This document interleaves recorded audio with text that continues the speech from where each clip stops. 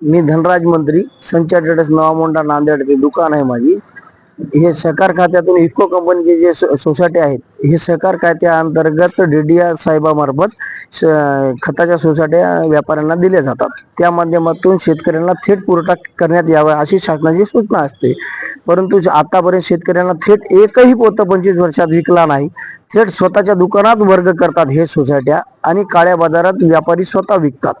अनेकदा मी निवेदन कृषी विभागाला, जिल्हाधिकारी साहेबांना अनेकदा निवेदन दिली, पण कृषी विभागाने केव्हाही चाल ढकल करत पुढे जे बी प्रश्न विचारले त्याच्या विरुद्ध दिशेला उत्तर देऊन ते पलटी मारतात आणि सांगतात की ते वरिष्ठांकडे जा आमच्या, जर उत्तर बरोबर नसलं तर।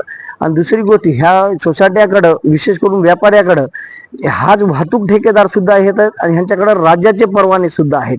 हे राज्याच्या परवान्यावर काय करतात, इतर जिल्ह्यातही आलेला जिल्ह्याचा कोटा हा इतर जिल्ह्यातही दिल्या जाते त्यांच्या मार्फत, म्हणून जिल्ह्याच्या शेतकऱ्यांना हा खत मिळत नाही।